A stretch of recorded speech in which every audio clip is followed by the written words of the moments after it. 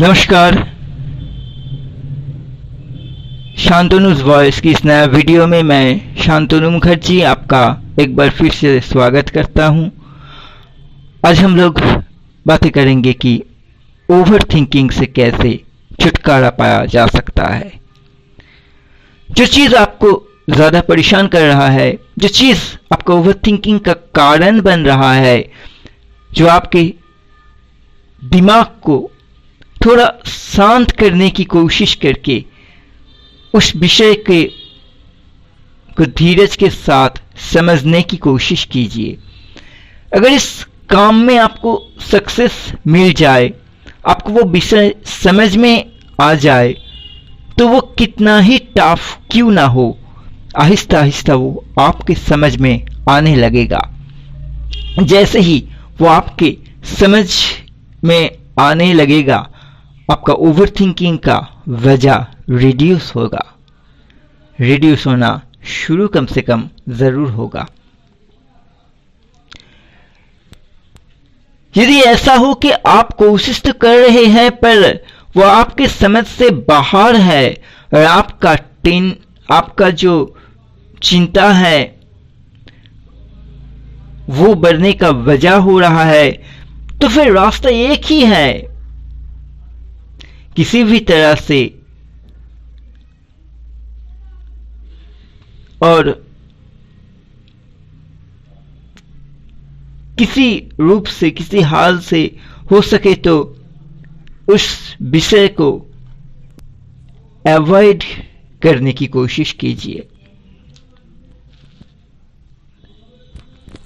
जितने बार आपके दिमाग में नेगेटिव सोच आए जो आपको घबरा दे, दुविधा में फेंक दे, दिमाग पे लगातार जोर डालते रहें, उतने ही बार कोशिश कीजिए, उतने ही बार पॉजिटिव सोचने का।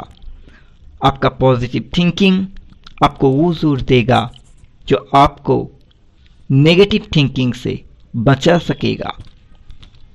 ये तो आपका मानना ही पड़ेगा कि वक्त और हालत हर वक्त आपकी इच्छा के अनुसार नहीं होगा। ये जितना ज़्यादा आप समझ पाएंगे और उसको मान पाएंगे उतना ही अच्छा है।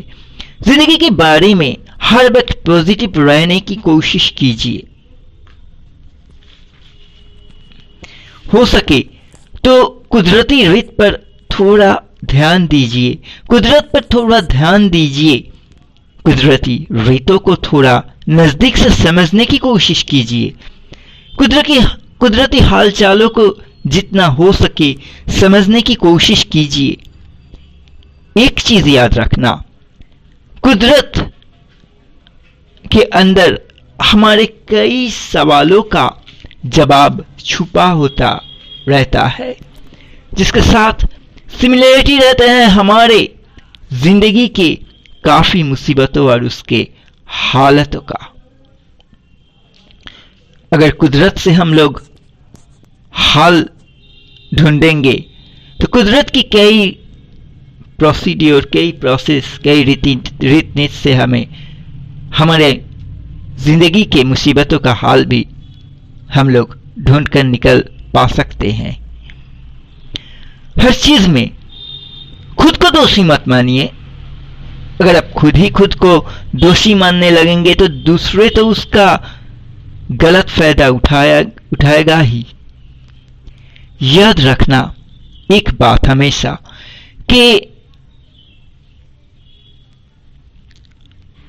तसल्ली सुख का एक बड़ा चाबी होता है।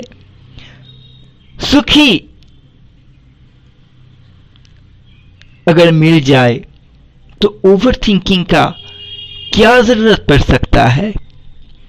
हो सके तो इन सलाहों को इस्तेमाल कीजिए और ओवर थिंकिंग से बचिए। धन्यवाद।